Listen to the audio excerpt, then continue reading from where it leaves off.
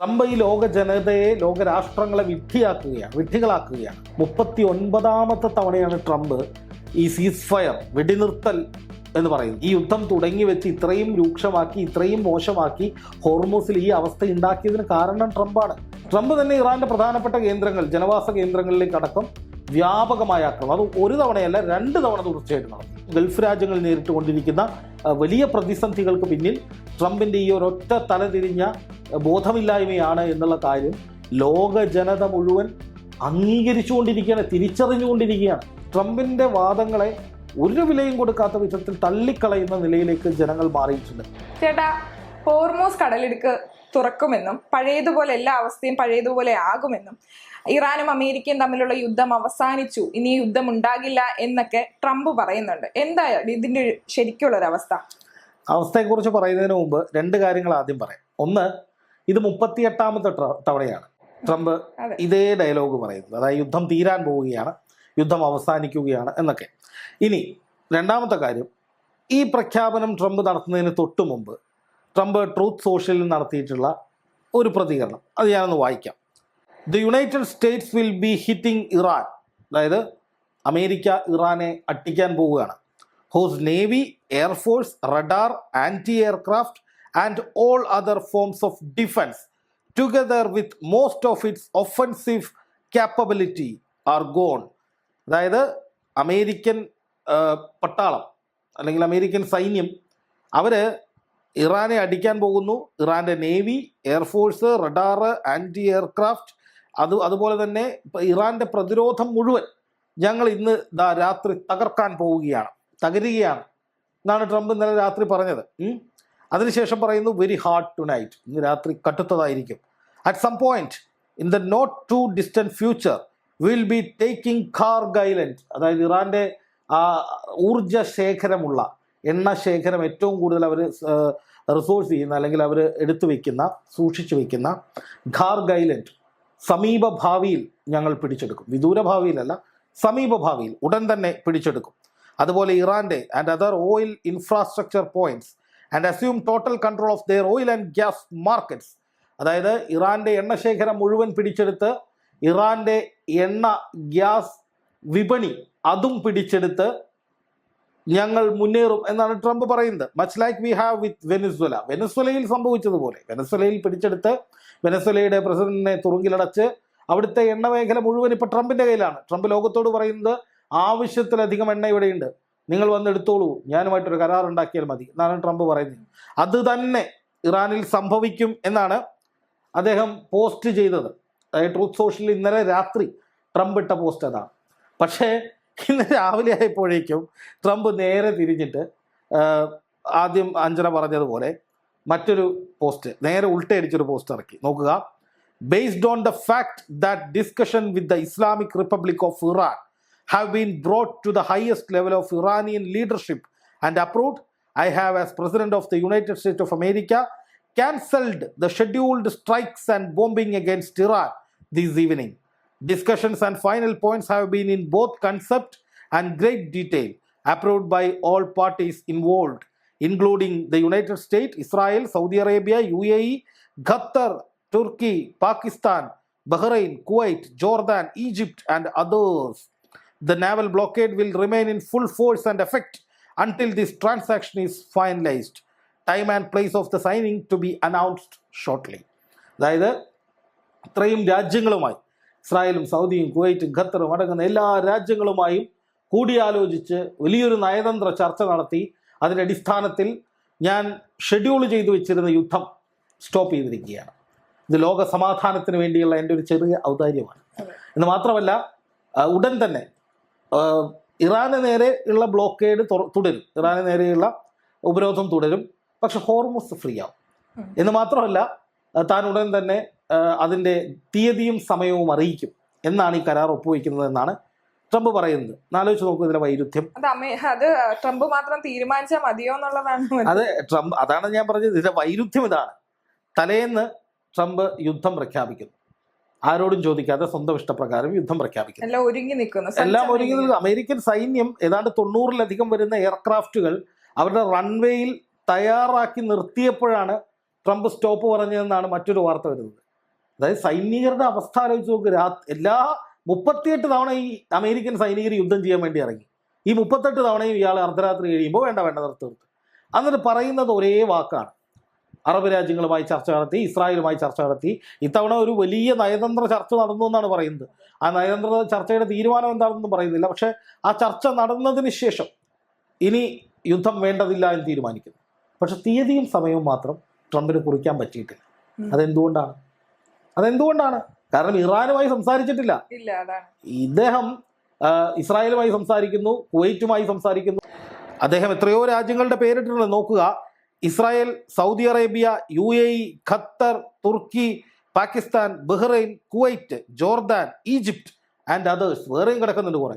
ഇത്രയും രാജ്യങ്ങളുമായി ചർച്ച നടത്തിയിട്ട് ട്രംപ് ഒരു തീരുമാനം പ്രഖ്യാപിച്ചിട്ട് ഏറ്റവും അവസാനം പറയാണ് തീയതിയും സമയവും ഇറാനോട് ചോദിച്ചിട്ട് അറിയിക്കും. അതായത് ഇറാനുമായിട്ട് ഒരു ചർച്ചയും നടന്നിട്ടില്ല. ആശാൻ അടിച്ചു വിടുകയാണ്.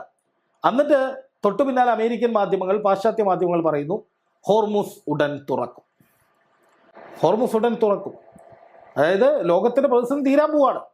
അത് വിശ്വസിച്ച് ആഗോള എണ്ണ വിപണി പ്രതീക്ഷയോടുകൂടി എണ്ണവില കുറയുന്നു. ഇന്ത്യയിൽ സ്വർണ്ണവില പതുക്കെ കൂടുന്നു. അതുപോലെ തന്നെ അന്താരാഷ്ട്ര മാർക്കറ്റ് ഉണരുന്നു. സ്റ്റോക്ക് മാർക്കറ്റ് സജീവമാകുന്നു. ഇതൊക്കെ ഈ ട്രംപിന്റെ ഒറ്റ വാക്കിനെ ആശ്രയിച്ചാണ് ഇരിക്കുന്നത്. പക്ഷേ ആരുമായാണോ വെടിനിർത്തൽ കരാർ ഉണ്ടാക്കുന്നത് അവർ മാത്രം ഒന്നും അറിഞ്ഞിട്ടില്ല. അത് ഇറാൻ പറയുന്നുണ്ടല്ലോ, ഇറാൻ ഇങ്ങനെ ഒരു ചർച്ചയിൽ ഇതുവരെ ഇടപെട്ടിട്ടില്ല, ഇനി വന്നാലും ഇടപെടുത്തതുമില്ല എന്ന് പറയുന്നുണ്ട്. കൃത്യമായി ഇറാൻ ഏറ്റവും ഒടുവിൽ നടത്തിയ പ്രസ്താവന എന്ന് പറയുന്നത് ഞങ്ങൾ അറിഞ്ഞിട്ടില്ല, ഇത്തരമൊരു ചർച്ചയിലേക്ക് ഞങ്ങൾ പോകുന്നില്ല എന്നാണ്. അപ്പൊ സ്വാഭാവികമായിട്ടും ട്രംപ് ഈ ലോകത്തെ വെല്ലുവിളിക്കുകയാണ്. ട്രംപ് ഈ ലോക ജനതയെ, ലോകരാഷ്ട്രങ്ങളെ വിഡ്ഢികളാക്കുകയാണ്. പക്ഷേ ട്രംപിന്റെ മേളിലുള്ള ഒരു വിശ്വാസ്യത ഏറെ നാൾ മുമ്പേ നഷ്ടപ്പെട്ടതായിട്ടാണ് പൊതുവെ കാണുന്നത്. അല്ല, ട്രംപിന് ഒരു വിശ്വാസ്യത ഇല്ല എന്നുള്ളതാണ് ഞാൻ മനസ്സിലാക്കുന്നത്.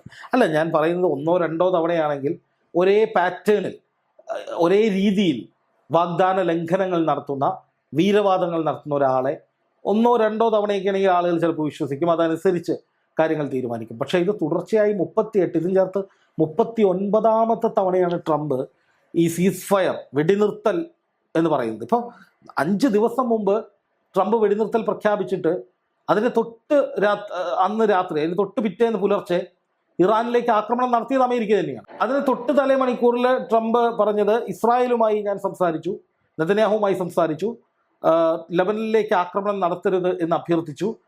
നെതന്യാഹു അത് അംഗീകരിച്ചു.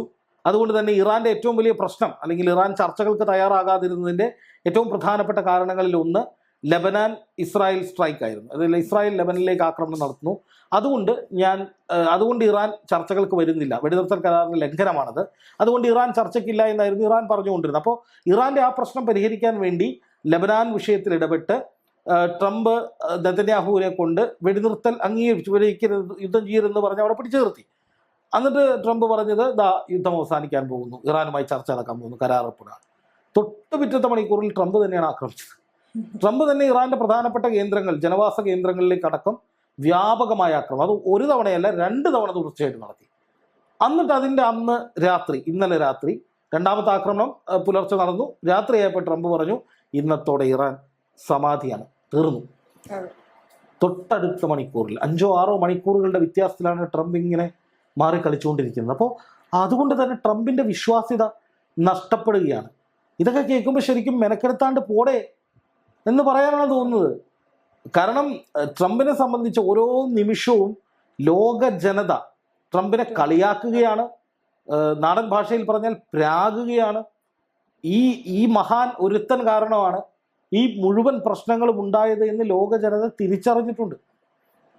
ഇയാളുടെ തലതിരിഞ്ഞ തീരുമാനങ്ങളാണ്, അല്ലെങ്കിൽ ഇയാളുടെ ഭ്രാന്തൻ തീരുമാനങ്ങളാണ്, യുദ്ധക്കൊതിയാണ് ഈ കണ്ട പ്രശ്നങ്ങൾക്ക് മുഴുവൻ കാരണം. പശ്ചിമേഷ്യ ഇപ്പോൾ നേരിട്ടുകൊണ്ടിരിക്കുന്ന മുഴുവൻ ആശങ്കകൾക്കും, പ്രത്യേകിച്ചും ഗൾഫ് രാജ്യങ്ങൾ നേരിട്ടുകൊണ്ടിരിക്കുന്ന വലിയ പ്രതിസന്ധികൾക്ക് പിന്നിൽ ട്രംപിൻ്റെ ഈ ഒരൊറ്റ തലതിരിഞ്ഞ ബോധമില്ലായ്മയാണ് എന്നുള്ള കാര്യം ലോക ജനത മുഴുവൻ അംഗീകരിച്ചുകൊണ്ടിരിക്കുകയാണ്, തിരിച്ചറിഞ്ഞുകൊണ്ടിരിക്കുകയാണ്. ഈ ട്രംപ് പല സ്റ്റേറ്റ്മെന്റുകൾ പറയുമ്പോഴും ആളാകാൻ ശ്രമിക്കുന്ന ടൈപ്പ് സ്റ്റേറ്റ്മെന്റുകളും ഉണ്ട്.